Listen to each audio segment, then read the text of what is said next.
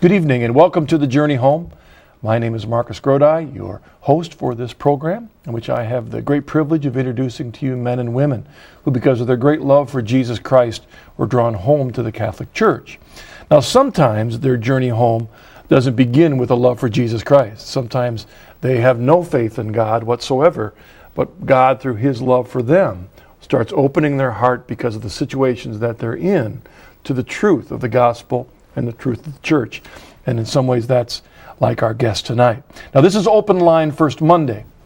So before I even introduce our guest tonight, I want to give you the phone number because your questions and comments are the essential part of tonight's program.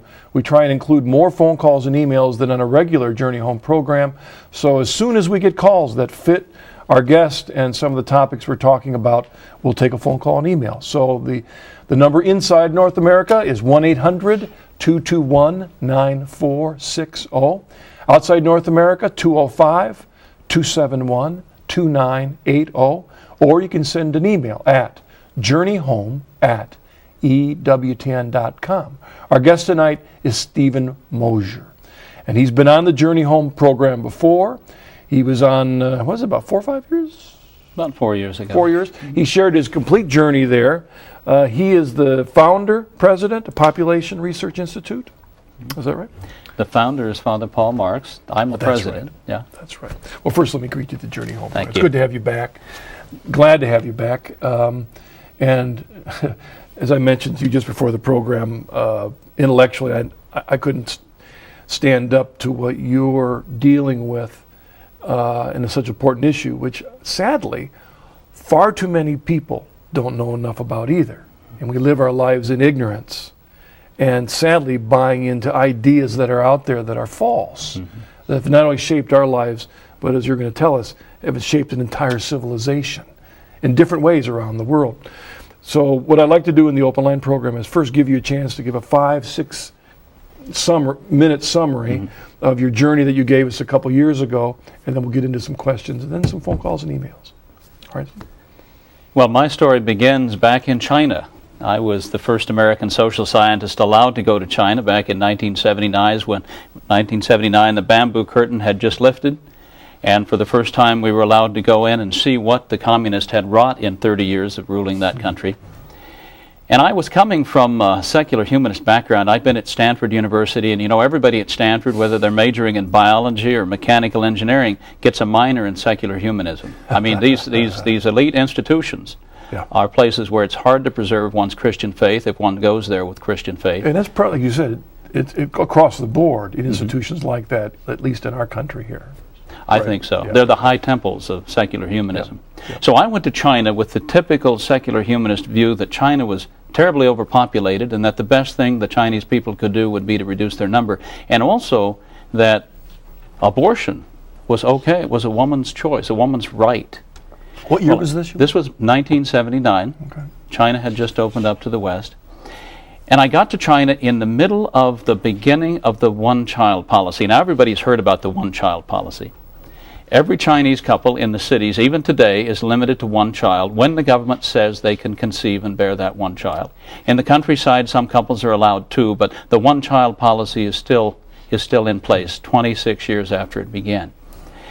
When I was in the village, at the beginning of the one-child policy, the authorities came into the village and rounded up all of the women who were pregnant, and they determined whether or not that was the first pregnancy, in which case they let them go, or whether it was a second or third or fourth or higher order pregnancy. Those women, they told to get abortions. The ones who refused were locked up, arrested, taken away from their homes and families, and subjected to grueling morning to night propaganda sessions until they gave in.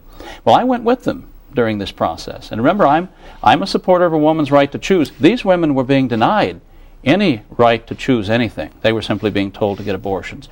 And I went with them, I remember, to the abortuary when the procedure was being done. Now, a lot of these women were in the second trimester pregnancy, the third trimester pregnancy. We're talking about women who are past the point of quickening, who are carrying viable unborn children, 7, 8, even 9 months pregnant. And I was there when those abortions were done.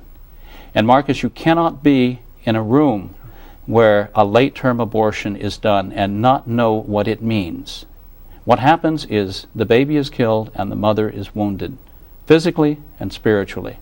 And at that moment, I became pro-life, because at that moment I knew for certain what an abortion was, and I couldn't countenance it. I mean, it was as if I was standing on the Temple of the Moon in the days of the Aztecs and watching human sacrifice, or in Carthage in the Roman days and watching them throw babies into the Temple of Baal. This was the killing of a living human being, and it was wrong.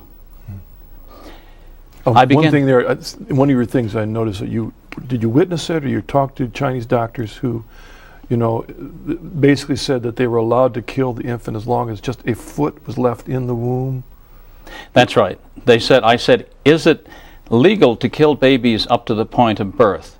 And they said, oh yes, as long as the baby still is in the birth canal, as long as it has 1 foot in the womb, so to speak, it's legal to take the baby's life at that point. All right. And you'd also it may have been legal in China, but it was certainly morally wrong. And some of them were using injections. Using injections into babies already born, into the soft spot, the fontanelle, directly into the brain, killing babies after birth. Infanticide was also a part of the program. Okay. So I saw this, and this was a great evil. Now, I'd never come face to face with great evil before. I mean, we live in a very comfortable, cosseted society. Materially, we're very blessed, although sometimes it seems like a curse, as we were talking about. But here was evil in its purest form. And, if you confront evil like that, you either have to conclude the universe is mad, there's no rhyme or reason to anything, or you have to conclude that there must be a countervailing good, there must be a God, there must be something to balance this evil. And I didn't want to live in an insane asylum. And so I began to seek God. And that was the first step in the journey, becoming pro-life and becoming agnostic, not knowing where to find God, but at least becoming a seeker. The second stage came about through the intervention of a wonderful Benedictine monk, Father Paul Marx. Father Marx is 85 years old this year. Almost 25 years ago, he called me and he said, I would like you to come and speak at one of my conferences. He said, I can't afford to pay you, but you can come and you'll make some friends and you can bring your books and sell some books.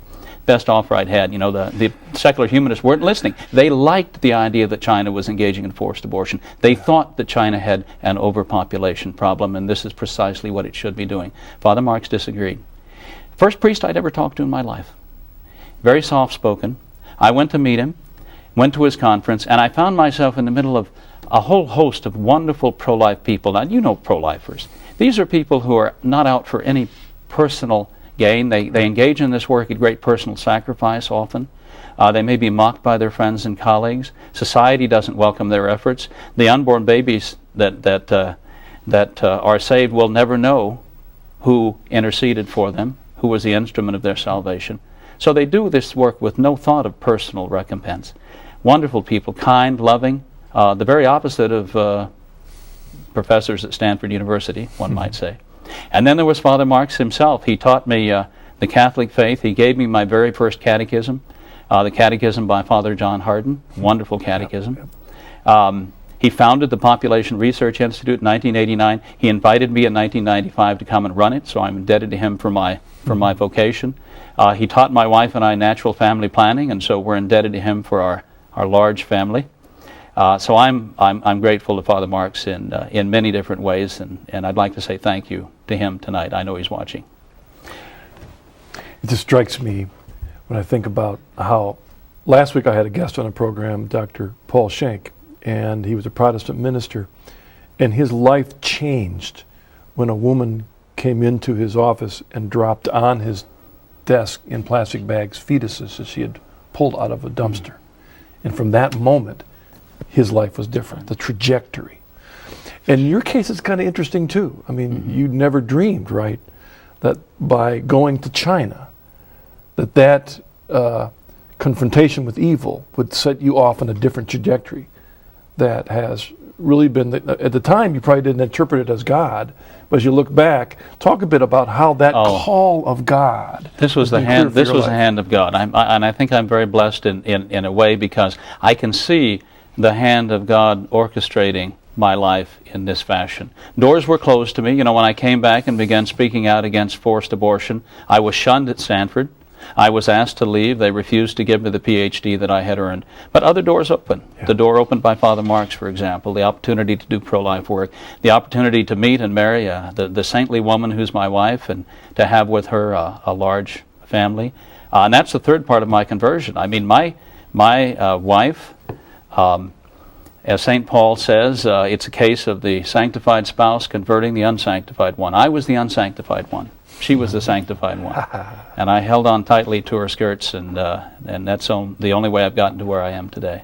And then the children began to come along. We have 8 children at home, all born by cesarean section at the cost of heroic suffering on the part of my wife. And each of these children has had a lesson to teach us. I mean, the children that came into our life, and I think the children that come into most people's lives, are the instruments God uses to teach us lessons, to teach us patience and charity, love, to make us ready for His presence in heaven. They teach you all the corporal works of mercy. They teach you the spiritual works of mercy. I like to tell my kids that the only corporal work of mercy I haven't done for them yet is visiting the imprisoned. And who knows what the future holds. You know, our Lord told us that whatever we do for the least of these, our brothers and sisters, we do for Him. Well, for most of us, those of us who are married and have children, the least of these are the little children who come into our lives naked, and we clothe them, hungry, and we feed them, thirsty, and we give them drink. Yeah. We already have a phone call or an email ready. Before we go, quickly tell the audience if they want to find out more about your work that you're doing. To read about it, to be inspired by it, what should they do? Well, the Population Research Institute is a worldwide pro-life, pro-family organization. We have projects in China, my first love. We've started orphanages there. We've built churches there. We just started a safe house in China for women fleeing forced abortion. They can go and find sanctuary there. We do work in Latin America, Africa. They can find us on the web at pop.org, pop.org. Pop is not me. I'm a pop, but this pop is population. And there's a lot of information there. Anybody who's interested in the question of whether or not our problem is too many people or too few babies. We'll talk about that born. myth quickly. Well, yeah, I mean, we don't need to talk about the myth of overpopulation. It's been in the air that we breathe for the last 35 years. We've heard about the population bomb. Yeah. The population bomb never went off. It never will. Birth rates are in free fall worldwide. Many countries are dying, literally dying, filling more coffins than cradles each year. Other countries have below replacement birth rates, which means that the population will over time decrease, and decrease very quickly. And even countries, you know, we think of Latin America, for example, as being a land of large families. That's not true anymore. It was 30 or 40 years ago. Today, the average Latin couple has 2 children. And so Latin America's population is leveling off and will begin decreasing. Africa has an above replacement birth rate, but it has the scourge of AIDS. 50 million people in Africa have AIDS, and they will all be dead in the next few years. It doesn't take long to run its course in Africa because of malaria and typhus and typhoid and other problems. But here in the United States? Well, we are better off than any other developed country. Japan is averaging 1.3 children. Germany, about 1.4. Italy, 1.1, Spain. These are historically unprecedented birth rates. They're so low. We're averaging about 2 children, and it's come up in recent years. What's replacement? Replacement rate fertility is about 2.1. You need the average couple to average 2.1 children to maintain a steady population. Right. So most countries in the world are below that, and below all that. Of the developed countries are below that. Many of the developing countries that are still poor, are at or below replacement rate fertility. And even in countries where the birth rate is still higher than that, it is falling because of the influence of Western culture. MTV is everywhere. Yep. Hollywood is everywhere. So we're exporting, whether we like it or not, the culture of Manhattan and Hollywood, even to relatively innocent and untouched corners of the world. And we're destroying families and producing barrenness as a result. Okay. Let's take our first caller, Frank from Connecticut. Hello, Frank. What's your question? Yes, I wanted to ask your guest, Dr. Mosher, to what extent the encyclical Humanae Vitae influenced his thinking and his journey. Thank you, Frank. Well, this is a brilliant statement. Humanae Vitae, issued in 1968. It is prophetic in the sense that it predicted as a result of the acceptance of contraception, all of the evils that would follow. Predicted mass sterilization, predicted abortion, which we got a few years later in the United States. It predicted the decline in family life. It predicted the rise in divorce rates. It predicted the degradation of women that we see in pornography these days. So obviously it was an inspired piece of work. My favorite story about Humanae Vitae comes from Bishop Broskowitz of Lincoln, Nebraska, because he was a young priest in Rome at the time that Pope Paul VI was Pope. And he recalls a Mass at which Pope Paul VI recounted all of the encyclicals he had issued over the course of his papacy and commented on each one. And then he got to Humanae Vitae, on human life in English, Humanae Vitae. And he paused, looked down, and then said very softly, "I did not betray the truth." And he repeated himself again, "I did not betray the truth." There was tremendous pressure on him, not only from outside the church, but from within the church, to give way on this key teaching. And of course God would not have allowed it to happen, but one can say that if the church had given way on this critical point, things would be much worse than they are today. Right along those lines, there's so much that you could talk about in your work in China and South America and Africa and New Guinea. I mean, you've been involved with so much. And actually, the audience is going to hear more about that because you're doing some series. You've done some series that will. But if you reflect on the big picture of the cause and effect behind all of this, talk a bit about how underlying all of this is kind of listening to the wrong voices, listening to the wrong authorities. And part of that being the need for an authority you can trust, which is one of the reasons you and I are Catholic. But how does that impinge on all of this stuff that you encounter when you look at the world in your work? Well, there are obviously tremendous distractions in the world today, even for people of faith. Our material standard of living has never been higher. It's easy to take the nightly news broadcast as gospel. It's not. It's often just sensationalism. Many people around the world have stopped reading the book. I mean, one of the reasons for low fertility, the dropping birth rate in once Christian Europe, is because Mass attendance is so low. I mean, you've got 25% of the people in Spain attending Mass every Sunday, and much lower rates of Mass attendance in France and Germany. And if you don't read the book, if you don't read Scripture, you don't call to mind the fact that God has told us over and over again that children are blessings. In fact, here's a great example of how listening to the wrong authority has a big impact. The story of how the whole one-birth policy happened in China. Oh, well, the one-child policy, people think it came about because, well, the Chinese Communist Party has always been tyrannical, and one night it decided to impose a one-child policy on the Chinese people. Well, that's not the whole story. The story actually begins in Rome, Italy, in 1974. There was an organization in Rome, a secular organization in no way associated with the Catholic Church, probably Masonic in large part, which published a report which became known as the Club of Rome Report. It was actually written by a couple of systems engineers at the Massachusetts Institute of Technology here in the United States. And it predicted, this report did, that if population continued to increase, we would start running out of minerals in the 80s and 90s. We'd run out of zinc and chromium and copper and the rest. We'd run out of petroleum in 2010. And by about 2050, civilization as we knew it would collapse. That was the Club of Rome report.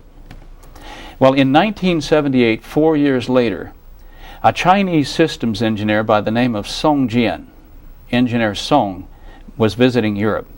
Now, China had been in the grip of the Cultural Revolution for years. The Red Guards had been rampaging in the streets. Intellectuals had suffered. People like Engineer Song had suffered. They'd been under house arrest. They'd been persecuted by the Red Guards. This was his first trip outside the country in 20 years. He was anxious to find out what had been happening in his field of systems engineering over the past 2 decades. And he stumbled upon the Club of Rome report. And he thought, aha, I found it. The latest in Western science and technology. I'm going to take this back to China, and I'm going to apply it to the Chinese situation. And he did just that. He went back to China, translated it into Chinese, and applied it to the Chinese situation and did his own computer projection showing that if China didn't stop increasing its population, the Chinese civilization would collapse in about 2050. He took this to the Chinese top leadership. They sat in awe as they watched the first computer projections they had ever seen. And when he finished, they said, "What should we do, Mr. Song?" And he said, "Well, we have to embark upon a one-child policy." And that's exactly what they did. Now, the way they did it, by arresting women and by forcing them to have abortions and by massive propaganda campaigns, I mean, this is typical communist behavior. The way they carried it out was according to their own past practices. But the idea came from the radical environmentalism of the West. And what Song didn't know was that 2 years after the report came out, and 2 years before he read it for the first time, the head of the Club of Rome actually admitted that it was a fraud, that the numbers had been exaggerated, that it had been a case of garbage in, garbage out. They'd put bad numbers into the computer and got these bad results. And he said, we were just doing this to scare the world's parliaments into addressing the problem of population. It was a fraud from beginning to end. But the Chinese people died in earnest.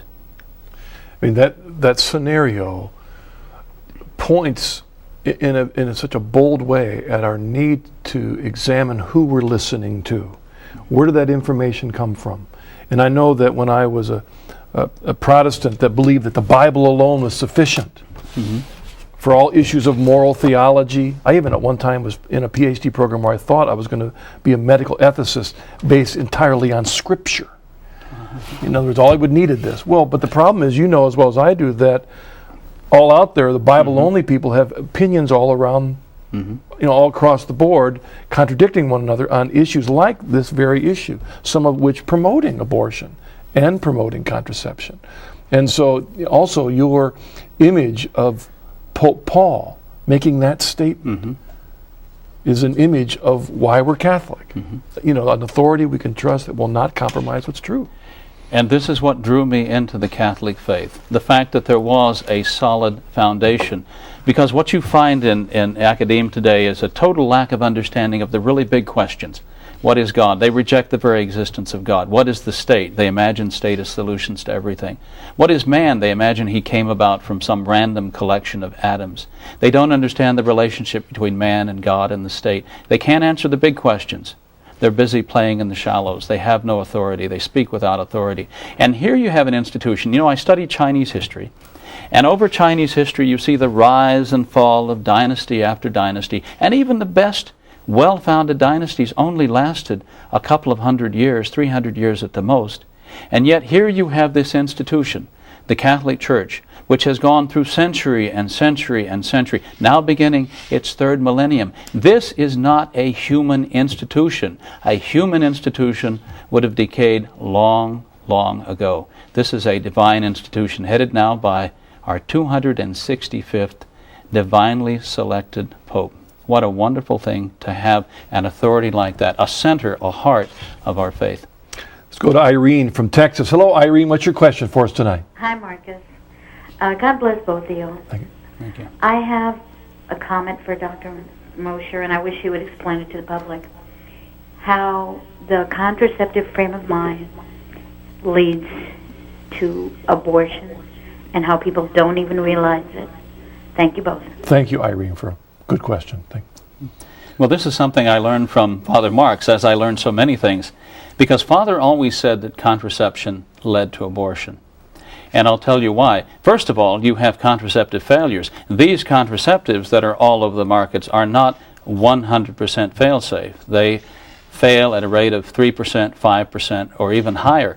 Condoms fail at a rate of 10 or 15% a year. So you have contraceptive failure. But if you've got a contraceptive mentality, if you've already rejected in your mind the possibility of having children, what are you going to do when the contraceptive fails? Well, the next logical step is to consider an abortion, ending that child's life that you wanted to prevent from coming into existence in the first place. And contraception encourages fornication. It encourages sexual activity before and outside of marriage, and that leads to higher rates of abortion as well. I mean, we've got a very high percentage of women in this country who contracept. The abortion rate is not going down. The abortion rate is staying the same. Many of the abortions that are done are repeat abortions on women who were contracepting the first time, the second time, and are now back for their third abortion. Worldwide, we have raised the contraceptive prevalence rate. I say we, being the United States, because we fund this to the tune of billions of dollars a year. We have raised the use of contraceptives up to about 65%. And yet the number of abortions worldwide continues to increase. Contraception leads to abortion. It doesn't reduce the rate of abortion. And there's also that some contraceptions are really abortifacient. Oh, absolutely. Absolutely. And for every surgical abortion you have in the United States or around the world, and we're talking about over 1 million surgical abortions, you have also chemical abortions caused by the birth control pill, caused by Norplant, caused by Depo-Provera. And the IUD, which is still in use in many places in the world, doesn't prevent conception at all. All it does is prevent that tiny human being, that embryo, from implanting in the womb. So it's not a contraceptive, it is solely abortifacient. And someone wearing an IUD can conceive 2 or 3 or 4 children a year, and each one of those children will die when implantation fails. And before we go to our next caller, just tag on to that question, and that not only are contraceptions not effective at preventing birth or abortion, they're not also effective at preventing disease either. Talk about your Africa issue that you deal so much with in your work. We have been trying to help the African bishops deal with the scourge of AIDS. And the African Church has the only effective program against AIDS because it emphasizes marital fidelity, as the Church has always taught, and it emphasizes chastity before marriage, and chastity within marriage, chastity properly understood. The Church has the answer to the scourge of AIDS. The answer given by the secular humanists is to promote sex education and condom use. This is spreading the disease, it's not preventing the disease. And when you talk about these chemical contraceptives like the birth control pill and Depo-Provera, you're actually giving women a progestin-based drug, a powerful steroid-based drug that thins the lining of the vaginal lining and thins the lining of the uterus, making it more liable, not less liable, to infection. So the disease may be spread in that way as well. Let's take our first email here. This comes from Teresa in Flushing, Michigan. Is the right of women against forced abortion one of the rights listed as a basic human right by the United Nations or any international political organization, or is the right of women only being defended by religious organizations? Thank you. Well, let me tell you a little bit of personal history here, because when I came back from China, and remember, I'm pro-life, but I'm still a secular humanist. I first thought to go to my secular humanist friends, my pro-choice friends, the members of the National Organization Women, for example, or NARAL, because they talk all the livelong day about a woman's right to choose, and here clearly the women in China were being denied the right to choose. So I thought they would be sympathetic to women in China. I remember speaking to the head of the National Organization of Women, and when I got all done recounting the evidence, I had pictorial evidence, I had audio tapes, I had manuscripts proving forced abortion, forced sterilization. She said, well, I'm personally opposed to forced abortion, but after all, China does have a population problem. And she wouldn't touch the issue after that. Now, the UN Charter on Human Rights does not mention the right to have children as a human right, because it was so basic a right that no one in 1948 imagined that it would ever be called into question. But the UN Population Fund, in its charter, this is an organization that was set up in 1968 to deal with the so-called population bomb, does say that couples have the right to determine the number and spacing of their children. So there is something there, at least in the UN Populations Fund charter. But you find people who are working on the population control front very unconcerned about what's happening in China. Their response is just like the response of the head of NOW. Well, China does have a population problem. Quickly, I think I ran across an article where you had written about Unicef. Well, unfortunately, this anti-people mentality has penetrated all of the UN organizations, not just the UN Population Fund, which was created for this purpose, but also the United Nations Children Fund, the United Nations Development Program, the other programs. And UNICEF has gotten involved in promoting contraception. It's gotten involved in promoting family planning and population control as part of the UN system. So there's so all of the the organizations... scourge of that, of our little kids out there with their little boxes collecting money, thinking they're going to help little children overseas. Shouldn't be doing that. There are many, many good causes to give those monies to. Don't give it to UNICEF. Do not trick or treat for UNICEF. All right, very good. Let's take our next caller, Eric from New Hampshire. Hello, Eric. What's your question? Oh, hi. Marcus, I love your show. Thanks. Fantastic. Marcus, I went to Magdalen College back in '79. Actually, that was a year that I became a stout Catholic. Oh, welcome home. But I have a question for Dr. Mosher concerning his education at Stanford. Concerning, you've mentioned that you became a secularist by default by going to Stanford. In reference to the universities today in their pursuit of science, do you see a lack of gratitude in the sciences towards truth and thereby towards nature? And how do you see this as causing people to disrespect nature and themselves? Thanks, Eric. Thank you. Well, let's not overgeneralize here, because about half of all scientists do profess a belief in God. That's right. And it depends a lot on the discipline. I had the misfortune, even before going to Stanford, of being in the biological sciences up at the University of Washington in Seattle. And in biology, of course, they take evolution to be an article of faith, and so they reject a priori the existence of God. Then I went into anthropology at Stanford, which was just as bad, because they're situational ethicists and moral relativists. They believe that whatever any tiny human group decides to do should be morally acceptable. And if you don't accept that, then you're being ethnocentric. So I saw probably academia at its worst. A lot of the physical scientists, a lot of the physicists, for example, and the chemists, the ones who actually work to discover natural laws and the way that processes work, do become convinced of the existence of a creator by the simple fact that natural laws do exist. Who put those laws in place? And why is it that all of those laws work in favor of the existence of life, and particularly human life? There are too many things going on at the same time for it all to be coincidence. And I think many scientists recognize open this. to it. Yeah, I know that because I was a scientist in college, my main emphasis on that. And it's almost to the point where some sciences are truly more pure sciences, like you mentioned, and some that I even think anthropology, some of the biology curricula are almost become pseudosciences, especially in the psychology, psychiatry area, where they're theory based on theory, based on theory, based on theory. It's almost a form of Gnosticism, where they start with one assumption and slowly they've forgotten where they began. Right. But they just assume it all without question, and that's not science. That's a form of religion in itself.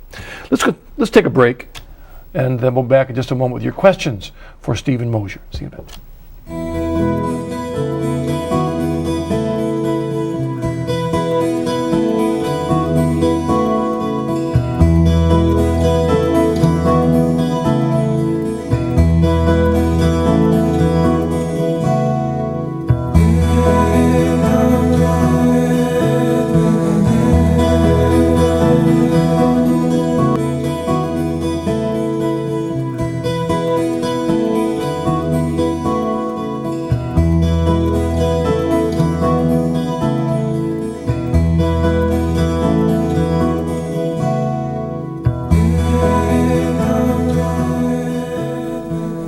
Welcome back. Our guest tonight is Stephen Mosher, and there's all kinds of good stuff we'd love to talk about, especially that last question on science. It would be a fascinating one to continue discussing. Let's take this email from Lynn in Alexandria. She writes, Marcus and Dr. Mosher, we keep calling you doctor, is that correct? I appreciate the promotion, but no, I was denied the PhD. I mean, you had everything but. And I'll take an honorary doctorate from you, though. Okay. Well, everyone here has given you one tonight, so claim it. How do we respond to our non-Catholic friends who ask how the Roman Catholic Church can justify banning contraception in overpopulated, underfed countries? Well, that takes us to the heart of the matter. That's a very good question. What is overpopulation? Well, the answer is we don't know. Demographers have never been able to define overpopulation. When people start talking about overpopulation, they usually conjure up images of crowded cities or slums. Sure, there are places in the world that are very densely populated, but there's no logical definition of overpopulation. How many people can the planet hold? How many people can the United States hold? How many people can the state of Texas hold? There's no way of knowing before the fact what the carrying capacity of the U.S. or Texas or the world is before you define what level of industry you've got, what level of technology you're able to use, and then you can come up with a number. How you're producing food, whether you're mechanized or you're out there with a hoe in the fields. I mean, hunter-gatherers can only survive at about the rate of 2 people per square mile. We have 50, 60,000 people per square mile in New York City. How do they all survive? They actually don't just survive, they do very well, because in the city they have access to better medical care, better job opportunities, better educational benefits. People live in cities for a reason. They live in highly congested places because those places give them advantages that they wouldn't have on a desert island, for example. So we have to be careful about assuming that any place is overpopulated. Now, famine is still a problem in the world, not because of a worldwide shortage of food. We have a worldwide surplus of food. Ask any farmer. Yeah. Food prices keep going down further and further, and each time they drop, it makes life a little more difficult for farmers. We do have a problem of distribution in some parts of the world.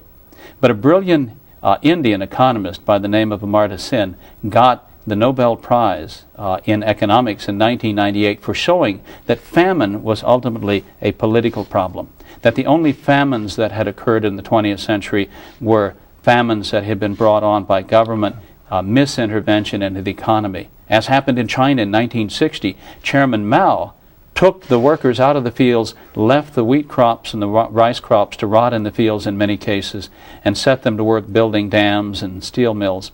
And starvation ensued, and 42 million people died. They didn't die because there was a shortage of food, initially at least. They died because of bad judgment, bad decisions on the basis of Chairman Mao, who, when the starvation began, refused to admit to the world that there was famine and refused to ask for help. Instead of swallowing his own pride, he let Chinese peasants die by the millions. That's what I mean by political famines. We see political famines even today. They're not caused by a shortage of food. They're caused by bad government. You know, I was thinking about in our United States, people talk about that we have a population explosion in the United States, you know, but you don't have to, all you have to do is take an airplane ride from New York, fly across the country, and just look all the way to California, and there is plenty of land out there. But I think part of the problem is that if you went back 150 years, when towns were continuing to spring up across the United States, I mean, they're republishing state maps probably every week because of new towns. Well, what could happen in those days? Well, you could start a town, and that little town could be self-sufficient because the mom and pop grocery store and the livery stable and all of that, you know, then you go start a new town and everyone could work in that because it was locally centered. But with technology, we've destroyed that possibility in the United States. And so that's why we're all conglomerating like ladybugs in our part of the world. Ladybugs creep into the house and cram into a corner, you know. I mean, that's what we've become like. But we can't spread out because we've become so attached to this way of life that we don't want to give up. Well, I was talking to a fellow from New York City a couple of years ago, and he was complaining about the fact that there were too many people in the world, and yet he voluntarily chose to live in the largest city in the United States. Why? Because there were advantages to doing so. The center of the country is emptying out. I mean, the Dakotas are losing population. Nebraska, Kansas are close behind. Cities, towns are shrinking and dying in that part of the country. When the local school goes, of course, the town generally ends. They're running football teams with not 11 players now, but only 6 players because they don't have enough high school boys to field an 11-man team. The trajectory of this is not promising. Over the long term, it means extinction. For example, Italy. If you're averaging only 1.1 child, a little over 1 child for each couple, what does that mean for the Italian population? Well, it means that it's going to be cut in half each generation. I mean, I like the Italians, Marcus. I'm going to miss them. But if they don't start having children, they're gone. Well, isn't that the underlying issue of our whole Social Security thing that we're looking at here in the United States, right? Well, we do. I mean, I see the debate in Congress, and I think we're just temporizing. We're just talking about intermediate solutions. Sure, we could push back the age of retirement. We could raise the taxes a little bit. We could lower the benefits. We could bring more women into the workforce. We could have the elderly work longer. But all of those just mask the underlying problem, which is that we're having too few children.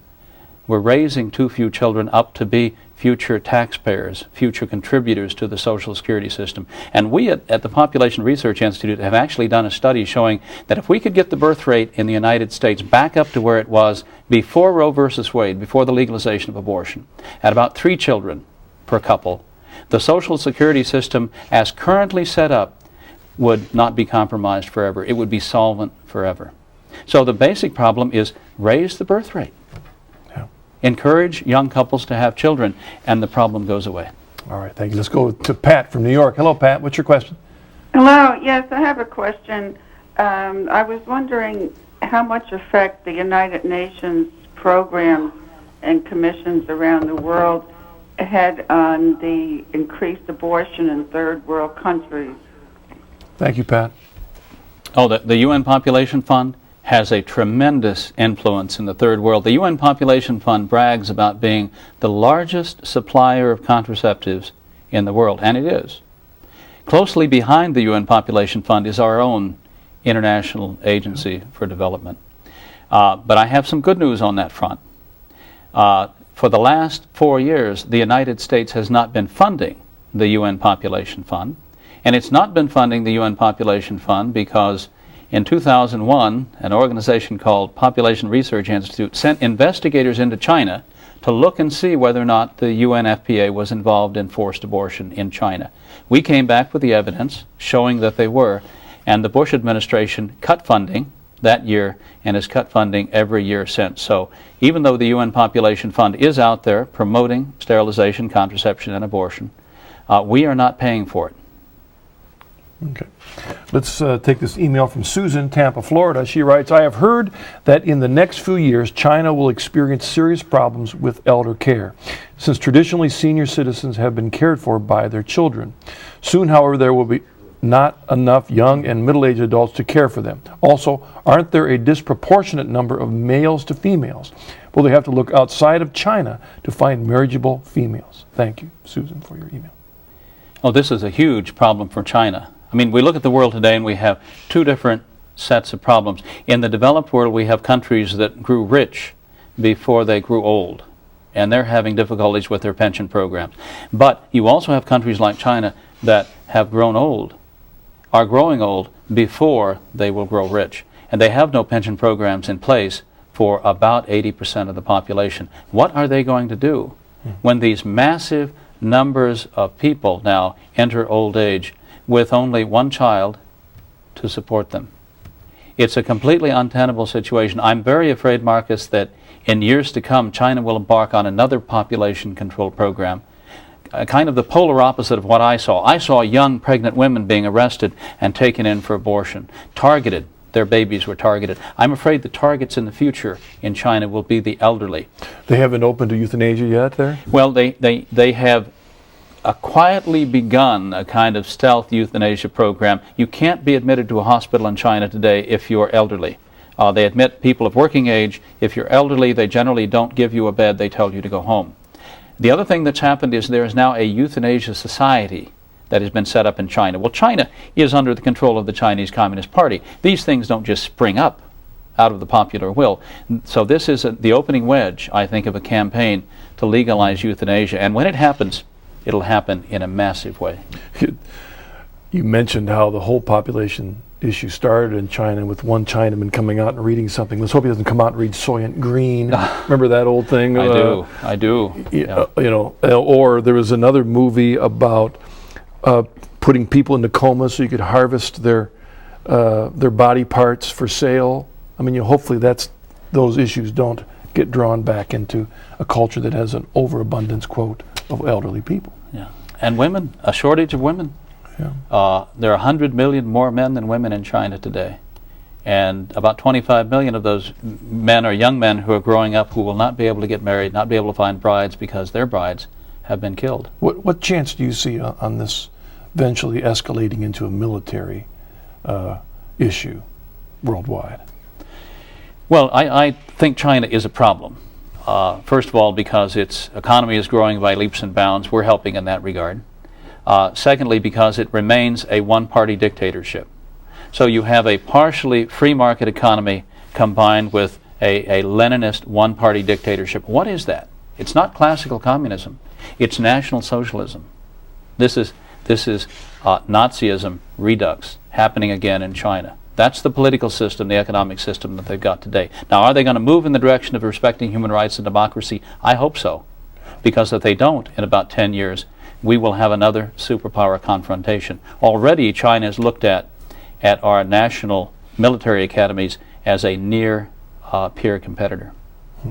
And sadly, more and more of our own money is being funneled into China as we buy more and more of their goods. As we buy Chinese goods. And on the one hand, you say, well, you're helping ordinary Chinese who work in factories to make these things to improve their lives. On the other, this is hard currency. It goes into the coffers of the central government, and it frees up resources for them to buy and borrow and steal weapon systems from overseas. So it's a real concern. We have to pray for the conversion of China.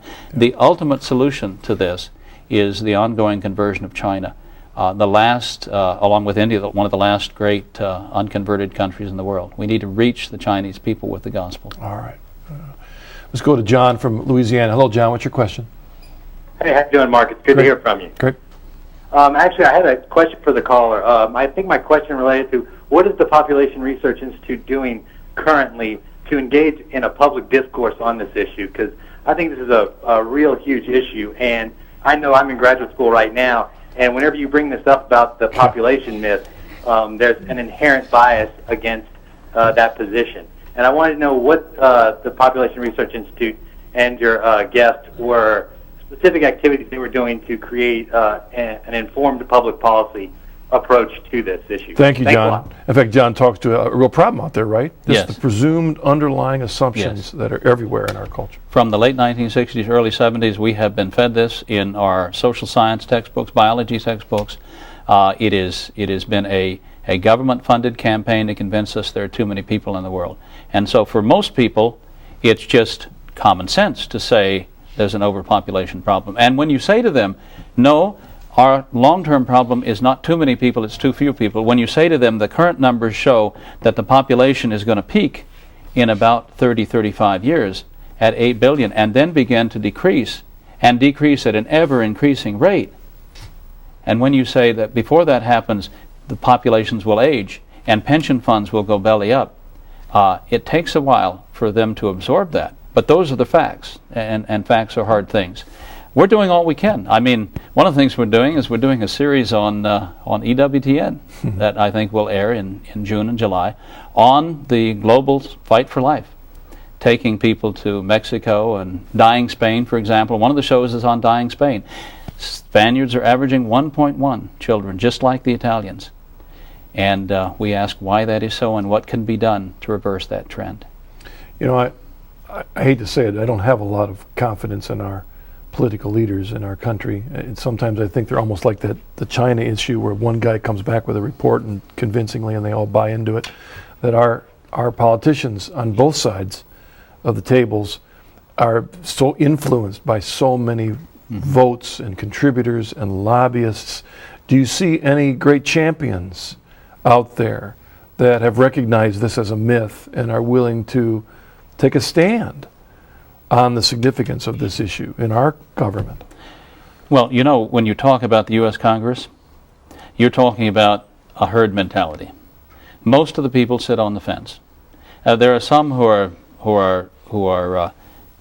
declare themselves to be pro-life back in their home states and back in their districts, but there are only about a dozen who will really lay down in the road and die for the babies, who are really, in a sense, sacrifice political capital to save human lives, to rescue unborn children. And when you're talking about the population question overseas, the number is even fewer. But they are coming around. We had an up or down vote a few years ago on population control funding for the first time in 30 years. We argued that we should take $100 million of money, and instead of spending it on sterilization equipment and handheld suction abortion machines and abortifacient contraceptives, we should spend it on primary health care. What a radical idea. Let's save babies by giving them immunizations instead of preventing them from coming into existence. And it was a fairly close vote. I think we gave the other side a scare. And so I'm confident in years to come that we can move the ball forward. How do you eat an elephant? You're right, one bite at a time. One bite at a time. It's a long process. All right, let's take our next email from Ellen. She writes, I enjoy your show very much and I am against contraception, but what about Africa with AIDS? Isn't it right to use contraceptives since 50 million people will be dying from AIDS and many children will be left orphans because of it? Thank you and God bless. Thank you for your fine questioning, Ellen. I know that expresses a concern of a lot of people. It certainly expresses a concern of mine. I am continually distraught over the fact that there are 50 million people in Africa with AIDS. And, you know, we have to understand that AIDS runs its course very quickly in a population which is undernourished, where many women are anemic, where typhus and typhoid and malaria and yellow fever are endemic, where you don't have access to clean food, clean drinking water. It can kill you in 2 or 3 or 4 years. Leaving the population bereft of people in their 20s and 30s, that takes the very heart out of the population. What do you have after an AIDS epidemic sweeps through a country? You have children and you have grandparents. How do you develop an economy like that? But what do you do about this? How do you stop the disease? There's only one country that has been successful in stopping, not only stopping, but reversing the AIDS epidemic, and that is Uganda. And what Uganda did was emphasize abstinence before marriage and fidelity within marriage, being faithful. And in fact, you can see billboards today in Africa, in Uganda, the country of Uganda, which say, "Zero grazing outside of your own field." That's Ugandan for be faithful to your wife. Zero grazing outside of your own field. And they've dropped the AIDS infection rate from 13% down to 5%. Because AIDS doesn't rain on you. You get it from a certain kind of activity, or you get it from bad medical practice. You can only get it from either sexual activity or bad medical practice. And if you're faithful in a lifelong monogamous relationship, as the church teaches, with one man or one woman, you're safe. Let's see if we can grab one last email very quickly. Janine from Alabama. Hello, what's your question? Hello? Yeah, very quickly. Yes, I was just wondering, there are so many people that are want to adopt children. If your guest could sort of get us started in that right track for anyone that would want to adopt some of these unwanted children that are in China. Thank you, Janine. And I'll hang up and let you answer. Okay, good, thank you. I think adopting little girls from China, because they're all little girls, they're not little boys, they're all little girls in the orphanages today in China, is a wonderful thing. I think that every baby adopted from China is a life saved. And I mean that because conditions in the orphanages now are better than they were 10 years ago, but they are still very dangerous places for little baby girls to do. There are frequent epidemics, the babies die in large numbers. So every baby adopted is a life saved, certainly a life saved from institutionalization. And it is possible to adopt baby girls from China. Not for me. I'm a spy in the eyes of the Chinese government. They won't let me in the country. Otherwise, I'd go there and come back with a baby under each arm. But any American can go to an adoption agency, and one of the agencies that are active in China, and apply for adoption. And if our questioner would like, they can visit our website, and I'll send them a list of agencies. Maybe really quickly, let's take this last one, because I'd like us to end on this, because this is very important. An email from Lee. Perhaps you could say a few words on the state of the Catholic Church in China and the martyrdom going on there. Well, the martyrdom is a real thing. There have been recent, just in the last couple of days, arrests of underground priests. The state of the Catholic Church, however, is very good. The number of converts is growing. There is a long history of the Catholic faith in China. There are villages that have been Catholic for centuries. Those villages survive. The faith is strong there today. The blood of the martyrs is the seed of the church. The church is growing in China. We don't know how many Catholics there are in China, but I would tell you this, that the Minister of Education of the People's Republic of China admitted to a friend of mine a few years ago that there were 80 million Christians in China. 80 million. And I know some of those bishops are even appointed by the government, if in fact ended up being faithful Catholic. Right. Most of them. Most of them. That's such a great miracle. Such a great miracle. Stephen, thank you very much for joining us on the journey home. Thank you for your witness and for your work with the Population Research Institute. It's good stuff, as our callers emphasize, that sadly so many of these myths are just out there like a pudding, and we're in the midst of it, and they influence our way of thinking. But thank you for your work and your witness to us. Thank you for joining us on the journey home. It's always a great pleasure to be with you. God bless. See you again next week.